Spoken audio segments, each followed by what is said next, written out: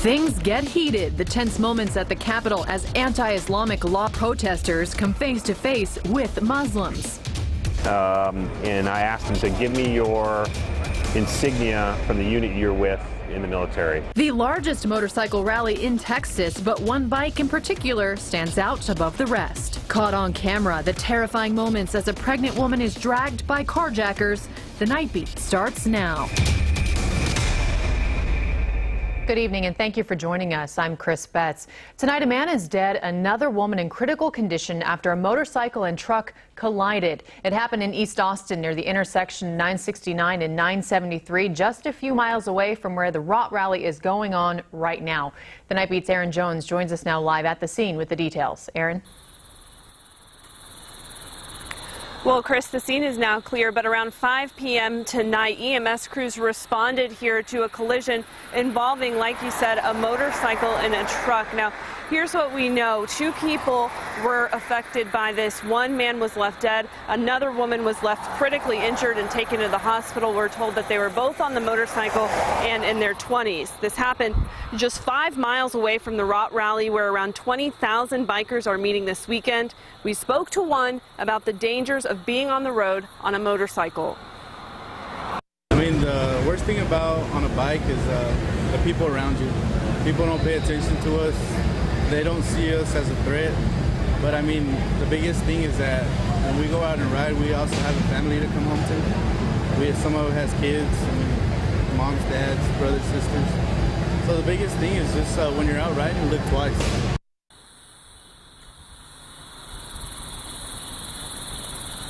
And on top of that, Travis County EMS says that yesterday 3 motorcycle accidents were reported. The cyclist that we talked to today says there's 2 things that he always does when he goes out on the road. One, he makes sure he's wearing a big coat as well as a motorcycle helmet, and he says it's a good idea to invest in anti-lock brakes. Reporting live, Aaron Jones, KVUE News Night Beat. It's also a good reminder to look twice while you share the road this weekend. There are around 40,000 bikes in town for that event, so it's going to be very busy on our roads. Let's turn now to our forecast. Some areas of central Texas got some strong storms last night, but Lene Meyer joining me now in the Storm Center. Lene, it was all sunshine for our Saturday. That's right. We dried things up across central Texas, and you're right, some areas around Hays County and Mason County dealt with not only some very heavy rainfall, but also some hail and high winds. Now, not everyone saw rain yesterday and today. Much quieter picture on the radar. Let's go ahead and take a look at what we're seeing outside right now. Actually, a really pleasant night. We've got a little bit of a breeze going on from the south-southeast at about 10 to 15 miles an hour. Low 80s right now. We did warm up across central Texas, most of us reaching the low 90s and upper 80s in Burnett. And it looks like those temperatures are right about where they should be this time of year, but they're going to feel much, much warmer heading into the next few days. I'll tell you why the thermometer may kind of throw you for a loop coming up in just a few minutes. All right, thank you, Lene. Well, across the country today, the group Act for America staged protest against Sharia law. That's Islam's system of religious and moral laws. Here in Austin, they gathered at the Capitol, where they were met by counter-protesters. As you can see, the groups were drowning each other out as they yelled at one another. DPS troopers stood between them to keep things peaceful. As tempers rose at the Capitol, a calmer group gathered just across the street in front of the governor's mansion to show support for Muslims and collect donations for the poor. Austin Mayor Steve Adler applauded as he stood with them, talking about stopping the spread of hate. Our community, at the very first sign of that activity at the fringe, must always stand up and say, not in my city, not in my community. The group Act for America is designated as an anti-Muslim hate group by the Southern Poverty Law Center. The organizer of the Austin protest said the group is not anti-Muslim, though, but they are standing up for women's rights. Relatives of a man on death row are trying to stay hopeful as his case heads back to Bastrop County. Relatives of Rodney Reid met outside of the Bastrop County Courthouse today fighting for his freedom.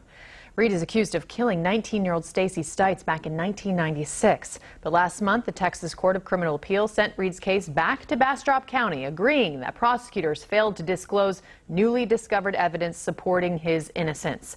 That evidence suggests that Stites' time of death is incorrect.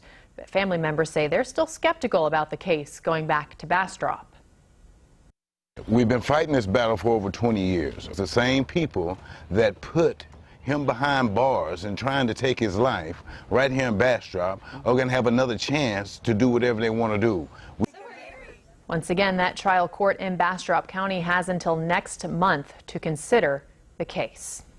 Some sad news to report tonight. 3 U.S. soldiers are dead after an Afghan army soldier turned his weapon on them in an insider attack. An Afghan official says 2 other soldiers were wounded in that attack today near Kabul.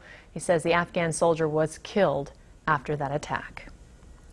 Some chilling new video shows the rescue of a woman chained inside of a shipping container in South Carolina by a serial killer. Prosecutors releasing the video of police rescuing Kayla Brown after hearing her screams. Brown says she was raped by her captor, real estate agent Todd Colehep, on a daily basis for 2 months. She also says he killed her boyfriend. Shot Charlie Carver 3 times in the chest, wrapped him in a blue tarp, put him in the bucket of the tractor, locked me down here, and I never seen him again. You got it. After his arrest, Colehep pleaded guilty to killing 7 people in South Carolina.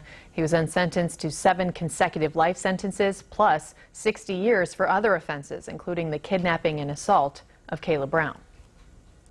Well, tonight, a veteran or active duty service member is about to receive the gift of a lifetime. It's a custom-built motorcycle originally owned by the founder of the Rot Rally. But it's the people who rebuilt the bike that make it so special.